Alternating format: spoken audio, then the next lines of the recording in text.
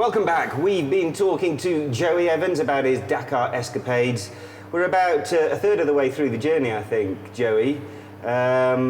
We eventually come on to the big, the amazing, the catastrophic event that has turned your journey into really one of the most epic adventures I've ever heard about. It's day 9 or 10, and you have, well, you basically get run over, don't you? Yeah, it was the second last day. So it was day 12 of 13 is what it was, and by now you're physically exhausted. You're just done, and you know you've got to get through two more days, and you've done so much, and you're like. So I started the day thinking, play it safe. Let's just bring this one home.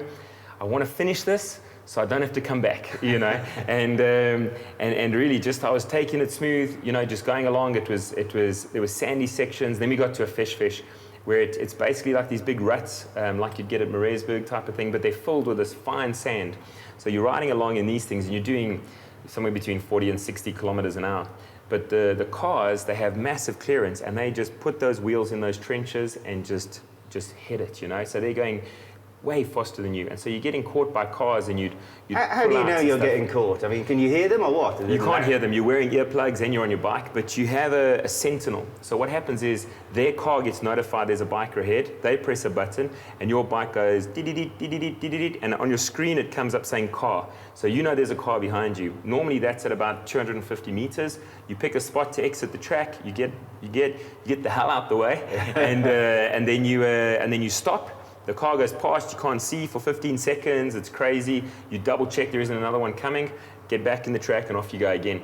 Now, on that day, you know, I'm pretty fatigued and everything, and it's tough, you know, but I'm getting through it. You know, we're ticking along, and I'm in this rut, and my beeper goes off. So the first thing you do is you look back, you see the guy about 200 meters away. I look back, and he's about 30 meters behind me. He's just on me, and he's like, I've got like 3 seconds, you know, and he's closing at such a pace.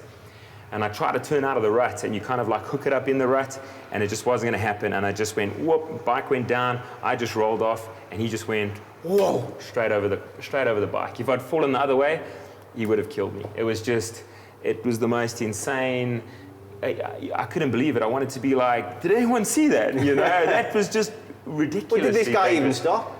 He did. He stopped about 30 meters up. The co-driver hopped out, you know, stood next to the car, gave me a thumbs up, and I was like, I was still on the floor. No. I'm like, no, you know, at least, you know, come back and help me get this bike out the track. It's in pieces. I think they were just checking you were alive. Exactly that. They were like, are we murderers? No, let's go, you know. And they hopped in, whoom, off they went. And I just couldn't believe it, you know. Well, we can tell from the footage that he took of himself. I mean, understandably, you're in shock, I think. What the hell just happened to me? Yeah, huge. So you stood now by the side, okay, you look at your bike and immediately, it ain't in good shape, is it? That's it. You're angry, you're frustrated, you've put in all this time. For me, it's 10 years to get there. And now I've suffered for nearly 2 weeks to get to this point. I've got 2 days left to go. I've got just to finish that day and the next day. And the last day is a light day in comparison. So and now it ends. Now you can almost see the finish line? Yeah. No, it can't, you know, it just can't. And so there was a lot of emotion. And I'd learned from doing races before, when you get in these situations, to take the photos and record it, because later you forget those feelings, you forget those moments, and it takes a few seconds. And in a race like the Dakar, where I'm you know, way at the back, you know, time's not an issue, it's just getting through. So I did it, and I took those videos then. I look back at them now and I have a little bit of a laugh at, you know, how crazy I was or whatever, but it was how it was. It's raw, that's how it was. So you're about as gutted as a rider on the Dakar can be, because I mean, describe what you see when you're looking at your bike. Yeah. This isn't a little ding, is it? No, the whole exhaust was flattened, so it was all in the back wheel. You know, so you couldn't roll the wheels or anything. It was all just, you know, on top of the wheel. The right foot peg had broken clean off at the cradle, you know, so it was right off. All my navigation was crushed, so I'd lost, you know, my ICO, my road book, any way to navigate. And the majority of my petrol had leaked out. So I had about 3 or 4 So you crushed one of your tanks then or something? Yeah, I crushed 2 of the tanks. So there's 3 tanks on the bike, and I had 1 tank that wasn't leaking out. And so wait a minute, how much fuel have you worked out at this stage? I probably haven't got enough fuel to go anywhere anyway. The next place I could get fuel was more than 60 kilometers away, and I had about 3 liters if I had to guess it. So I'm out. You know, there's no ways. And all so that something fuel, stubborn in you, Joey, something mad in here says, I haven't got fuel to go anywhere, but I tell you what, I'm going to have a go at fixing this thing anyway. You know what? When I stood there, I just said, when this sweeper truck picks me up, I'm not going to be the guy sitting in the veldt with 3 more liters and an engine that can still possibly run. You know, when he picks me up, it'll be kilometers from here, and even if I'm pushing that bike, I'm pushing that bike, because it's like at 10:30 in the morning. I've got another, like 18 hours or whatever it is. You've only got to get in by your start time the next day. So I had, in essence, until 4 o'clock the next morning to get to the next point. So I'm like, there's no ways I'm ending here. And so I just said, I'm going to do what I can. So I stripped that exhaust off. So I was riding without an exhaust. I couldn't do anything about the foot peg. I tried to make plans with cable ties and straps, but nothing would hold any weight on it. And I disconnected the tanks I had to, and I got the thing working, and I managed to get it to start. I took some of the ICOs off so the steering would turn. I straightened up the bars and wheel as best I could, but the bars were all bent, so it was one of these where you're going that way. And then I rode the thing, but I couldn't ride in the track now, so I was zigzagging sort of through the veldt, trying to avoid the bushes. Well, never mind that. Okay, you're zigzagging through the veldt. You've got no navigation. Yeah. So how do you know where you're going? Are you following established tracks, or can you hear the trucks? Or you see a truck or a car go past you, because I was the last biker now. There isn't a biker behind me. And I never saw another biker until I finished that stage, which was many hours later, but which I'll tell you now. But I would see a truck go past, and I'd watch that guy, because it was pretty flat where we were, and I'd watch him as far as I could. And as far as I could see he was, and I would just aim for that point. And then normally by then another car or another truck would come through, and I'd watch him and his dust cloud as far as I could see, and just zigzag through the veldt, keep aiming for those points. So wait a minute, 3 litres? Yeah. I mean, what, you just intend to run out in the middle of the desert in a last glorious...